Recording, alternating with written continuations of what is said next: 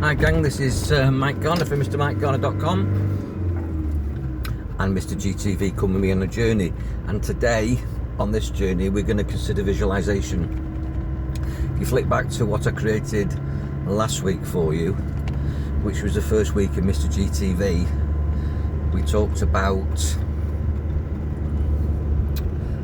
affirmation and the importance of affirmation, because it's part of my 4-part process, which is visualization, affirmation, verbalization, and then assuming the role, creating the life that you want to go forward, reinventing yourself basically.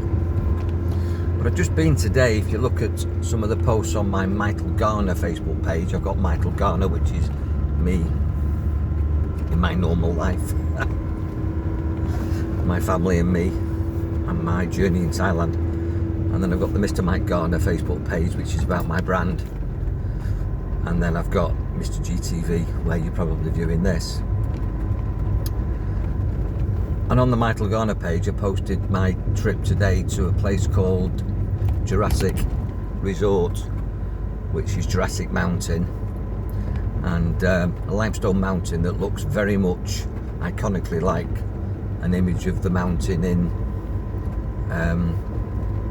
Close Encounters of a Third Kind, which is an epic film.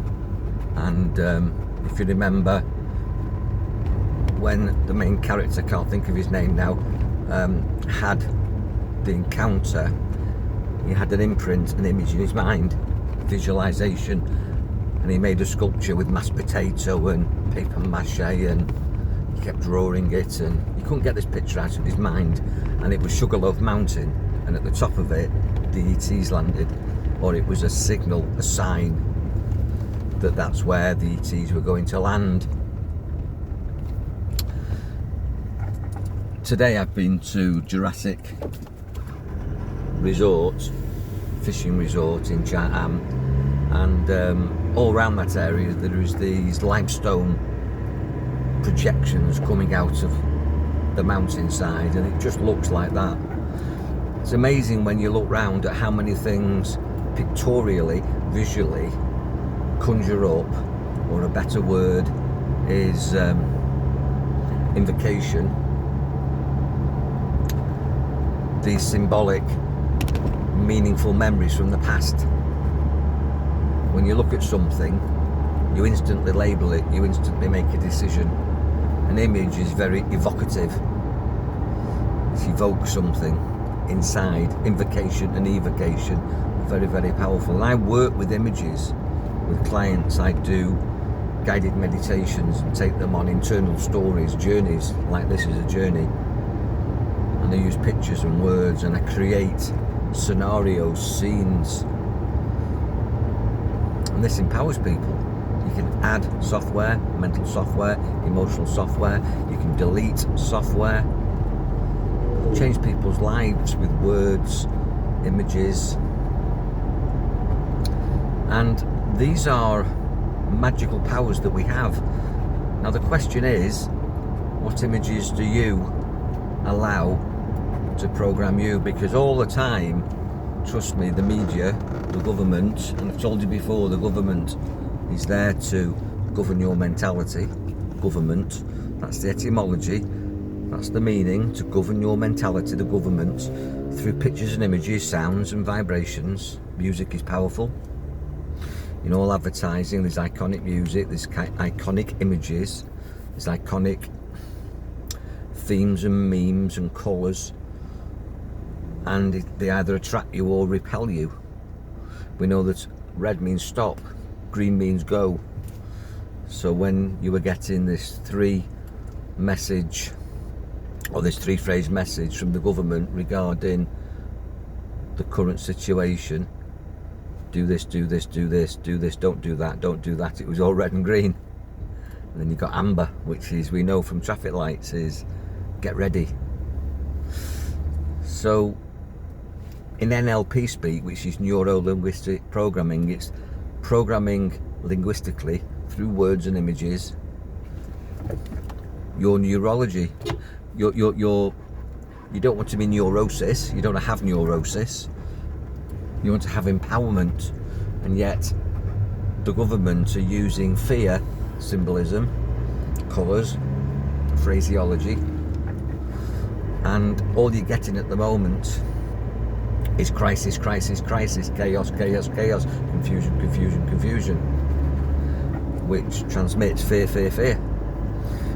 Now, once you understand that they're transmitting fear, you can switch it off, either switch off the television or decide just to see it for what it is and see the bigger picture. The bigger picture, which is visualization. If you understand the roadmap, if you understand the government's end game, or if you're trying to unravel what's going on in your relationship, why all of a sudden somebody's changed, or maybe all of a sudden you've seen something that you never saw before.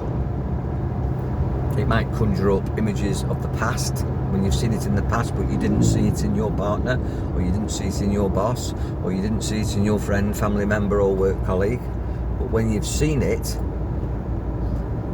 it literally paints them in a different colour, doesn't it? And we use these expressions that it paints them in a different light. And we use colours for moods. You know, red with anger, red with rage, a red rag to a bull, or you're in a dark mood and you wear black at a funeral. And black is scary, like Dracula. And all these images and colours that are used with Halloween coming up. And then you get pink, which is Valentine's Day, and hearts, and red for hearts sometimes. So that's a bit of a mixed message there, but we have an understanding of heart energy. Actually, heart energy is green. It's the resonance of F sharp, balance. And then we have somebody who is sickly green, turning a bit green at the gills, people say, or yellow with jealousy, or yellow with cowardice, or pure as the driven snow, and a bride will wear white. So we understand colours and pictures and images. So visualizations are very, very important. If you stay tuned with Mr. GTV, or on any of my platforms where I'm presenting meditations, change work, life coaching, mentoring people, I will always use pictures and images, and you've probably seen me working with the tarot deck. And a lot of people poo-poo the tarot deck. They don't like it. Oh, it's occult, it's evil, it's the devil. No, it's not. No such thing as the devil. In a world of duality, there's good and bad, which is expressed as God and the devil. God, the etymology, G-O-D, is good. Just put an extra O in it. God becomes good. And the devil, you add a D to the word evil, and you've got the devil. It's just good and evil, duality. And good and evil is just a perception, deception. It's a decision. What was good maybe 2 years ago has changed now. What was good 10 years ago, 30 years ago, 300 years ago has changed. 3 minutes ago, what was bad has changed. What was allowed, what was legal has changed. What was illegal has changed.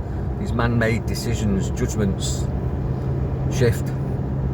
So it's all perception, which is why the government governing your mentality use a behavioural insights team to communicate. They have a group of psychologists, NLPers, scripting their messages at Prime Minister's Question Time. All these government briefings all over the world, they're all using the same terminology. Build Back Better, the Great Reset. They're all globalists using a global language It's a cult.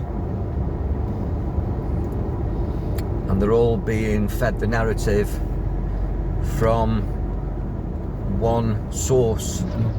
We've got to wise up to this in society, in the world, globally, and in our own lives, and become aware of how images, visualizations, how the things we see can change you and me.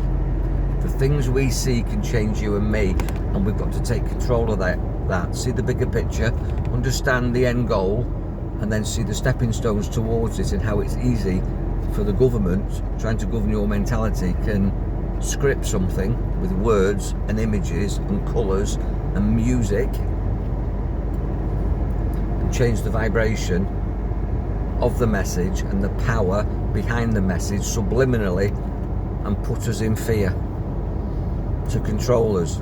Don't be controlled by the government, by your partners, by your kids, by your loved ones. Everybody's got an agenda, but the only agenda that you should have should be your own, and it should be a loving agenda, a kind agenda.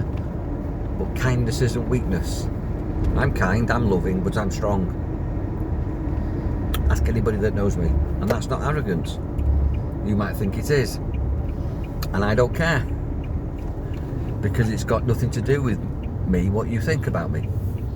I prefer you to love and respect me, but if you don't, that's up to you, because I don't control anybody else, and I don't want to be controlled by anybody else. And that's what I'm saying to you. Control yourself. Have your own personal power, integrity and assertiveness, and use pictures, images and words to achieve it in your own life, and have awareness, witness the pictures, images and words that are coming at you, and then decide how you're going to respond to it, because everything is in your response. Your life isn't what comes at you, it's how you respond to it. Respond in a powerful, loving, kind way, but a strong and assertive way, and realise that everything is a picture, like a tarot card. And a tarot card can tell a story. An advert tells a story. A government briefing tells a story. A presentation, a conversation tells a story. Just somebody turning up in your life tells a story. They've not turned up by accident, they've turned up to contribute to your story. And it's how you respond to that that will dictate the direction of your life. In other words, the outcome of your story. And you want a happy story, you don't want a horror story. You want an empowering story, not one where you become a victim. You want to be a victor and be powerful. Be powerful, understand pictures and images, use positive visualization, tune back for more from me, and take part in all the meditations that I'm offering you for free on Mr. G TV. Watch the tarot interpretations that I do in the free demonstrations. Listen to me using visualization and verbalization in the hypnosis demonstrations. That's why I'm doing it. And you can listen to the hypnosis demonstrations, and you can actually close your eyes, and at the point where I tell the person to go into trance, you can too. I would suggest that you only listen to it whilst you're doing something that doesn't need your attention, because it will put you to sleep. And high-level visualizers, intelligent people who've got good imaginations, who can follow instructions, are very good hypnotic subjects. And the word imagination, again, is about visualization, it's about images, imagination. It's the nation of images. We live in a world of images, a nation of images, using our imagination. That's what separates us as higher evolved beings, a higher evolved organism, species on the planet, that we have creative imagination. You don't see dogs and cats doing art. You might have a few performing monkeys in cruel zoos, or performing elephants doing artwork, which I don't really approve of. But because an elephant should be an elephant and a monkey should be a monkey, but you can learn a lot from that by observation, that even animals are creative, and we're the most creative, highly advanced species known to man on the planet. So you are the result of years and years and centuries and millennia of evolution. So express yourself in the best form and use your amazing mind. Expand your imagination and be everything that you're capable of being. And if I can be part of that journey with you, you know where I am. Be powerful, free your mind. Have a wonderful, wonderful day. Take care.